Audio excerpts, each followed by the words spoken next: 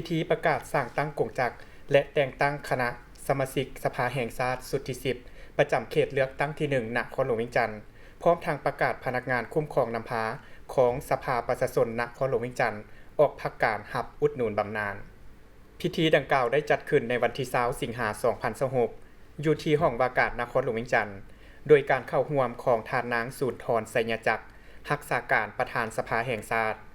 ท่านอาจสะพังทองศรีพันดรเลขาคณะพรรคประธานสภาประชาชนนครหลวงเวียงจันทน์ได้รายงานโดยย่อเกี่ยวกับการขออภัยได้รายงานสภาพการเคลื่อนไหวโดยย่อของคณะสมาชิกสภาแห่งชาติสุดที่10ประจำเขตเลือกตั้งที่1นครหลวงเวียงจันทน์จากนั้นหัวหน้าคณะจัดตั้งนครหลวงเวียงจันทน์ก็ได้ขึ้นผ่านมติตกลงของคณะเลขาธิการศูนย์กลางพรรคและข้อตกลงของคณะกรรมการปกครองนครหลวงเวียงจันทน์ว่าด้วยการอนุมัติให้พนักงานรัฐกรออกพักการหับอุดหนุนบำนาญซึ่งประกอบมีคือ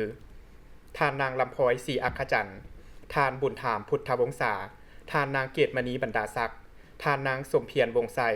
และท่านคำผองแสงสว่าง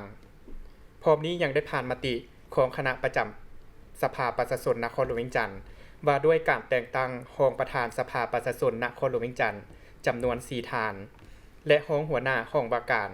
สภาประชาชนนครหลวงเวียงจันทน์จำนวน2ท่าน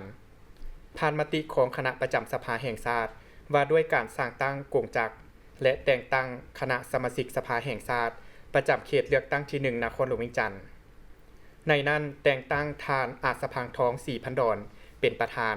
และทานธนงไสขุดไพฑูรย์เป็นรองประธานคณะสมาชิกสภาแห่งชาติประจำเขตเลือกตั้งที่1นครหลวงเวียงจันทน์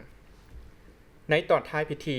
ยังได้รับฟังการมีคำเห็นโอ้ลมจากทานนางสูนทรไสยจักรซึ่งทานได้เน้นหนักให้บรรดาทานที่ได้รับการแต่งตั้งเป็นคณะสมาชิกสภาแห่งชาติประจำเขตเลือกตั้งที่1จงสืบต่อในการนำพาเวียกงานของสภาประชาชนนครหลวงปฏิบัติ3ภาระบทบาทสืบต่อนำพาการจัดตั้งปฏิบัติมติกองประชุมใหญ่ครั้งที่